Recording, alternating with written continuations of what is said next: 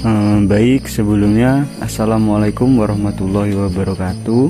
Perkenalkan, nama saya Riki Maulana, NPM 1943. Saya dari kelas C, Vkom semester 5 untuk mata kuliah keamanan informasi.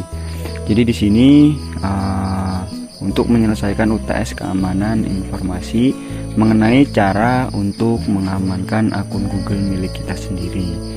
Jadi sebenarnya dari pihak Google sendiri itu sudah menyediakan fitur, dalam artian sudah memberikan fitur-fitur untuk mengamankan akun Google kita. Di sini bisa dibuka di support.google.com. Di sini sudah dijelaskan untuk mengamankan akun kita itu ada beberapa langkah, ada langkah 1 sampai langkah 5. Mari kita bahas satu persatu dari untuk cara mengamankan akun Google kita menurut dari anjuran yang sudah disediakan oleh Google. Membuat akun Anda lebih aman. Di Google kami menangani keamanan online secara serius. Untuk melindungi akun Google Anda, sebaiknya ikuti langkah-langkah di bawah ini secara berkala. Untuk langkah yang pertama, kita bisa lakukan pemeriksaan keamanan. Buka link ini untuk guna mendapatkan rekomendasi keamanan yang dipersonalisasi untuk akun Google Anda. Kita bisa buka link ini. Nah, di sini dijelaskan bahwa perangkat Anda itu ada rekomendasi. Nah, ini untuk tanda seru ini itu adalah rekomendasi yang diberikan oleh pihak Google kepada kita untuk dilakukan. Untuk yang checklist ini sudah dipastikan aman gitu. Yang pertama, perangkat Anda, karena handphone saya di sini Max Pro M1 atau Asus Zenfone.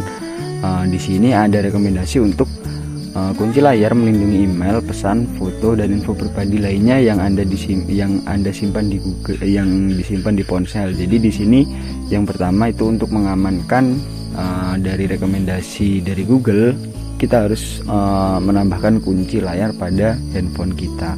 Di sini ada login dan pemulihan, ada 3 metode verifikasi. Jadi konfirmasi email pemulihan Anda ini digunakan untuk ketika kita sedang menggunakan email kita itu atau kita ingin login ke akun lain, itu untuk pemulihannya.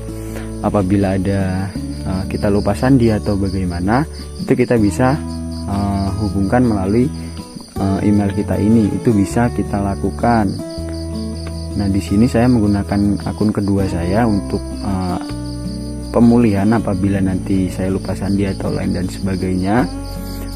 Di sini terdapat nomor telepon juga untuk verifikasi, mungkin nanti jika diperlukan verifikasi untuk pemulihan. Ini nanti nomor saya sensor karena ya nomor pribadi. Di sini sandi yang ketiga adalah sandi Anda yang tersimpan. Di sini ada satu sandi yang saya gunakan untuk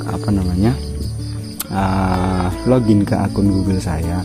Jadi di sini untuk sandi kita harus benarkan lagi menggunakan sandi yang lebih unik dan lebih susah untuk ditebak-tebak oleh si peretas. Nah, itu untuk langkah yang pertama. Untuk yang langkah kedua, kita bisa update software kita. Jika browser, sistem operasi atau aplikasi Anda sudah lama, software mungkin tidak aman dari peretas gitu. Jadi ketika kita menggunakan software lama itu mungkin lebih besar kemungkinan kita diretas daripada kita menggunakan software yang mode terbaru. Untuk langkah ketiga, kita bisa gunakan sandi yang unik seperti yang sudah dijelaskan tadi.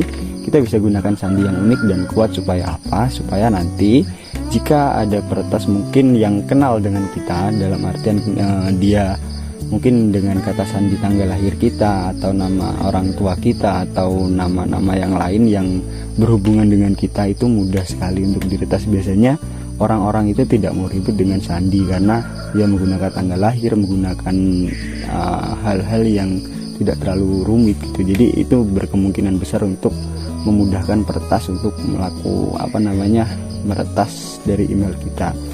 Untuk langkah yang keempat, itu kita bisa hapus aplikasi dan ekstensi browser yang Anda tidak perlukan gitu kan. Jadi untuk di sini ekstensi itu ada di sini, ada di pojok kanan atas ekstensi. Nah, di sini saya menggunakan VPN. Mungkin ini berguna buat saya karena apa?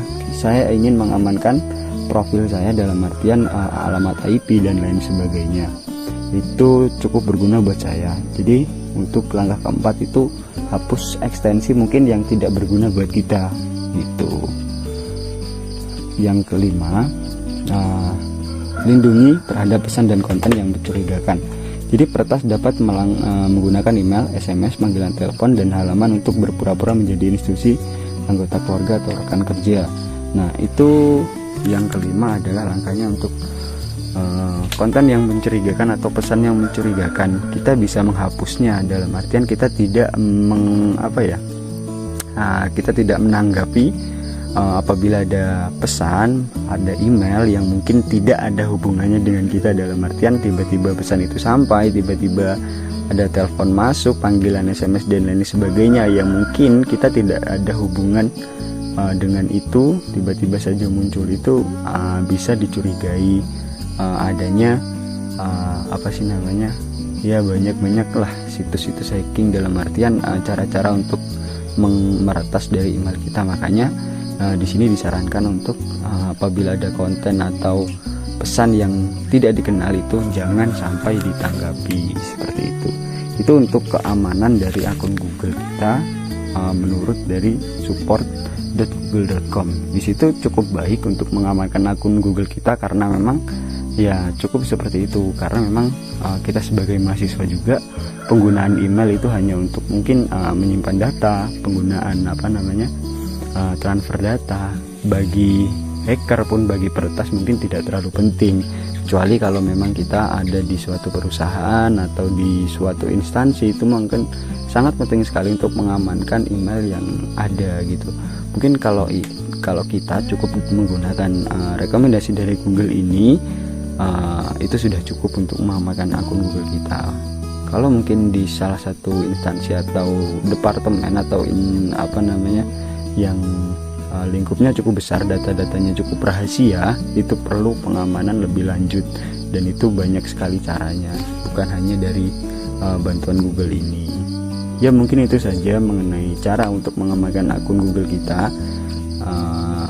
Cukup mudah sebenarnya, karena memang dari Google saja sudah diberikan fitur atau sudah diberikan banyak cara untuk mengamankan akun Google kita. Tinggal bagaimana cara kita mengikutinya dan bagaimana kita baik-baik dalam menggunakan media gitu kan. Mungkin itu saja yang bisa saya sampaikan, kurang dan lebihnya saya mohon maaf. Saya akhiri. Wassalamualaikum warahmatullahi wabarakatuh.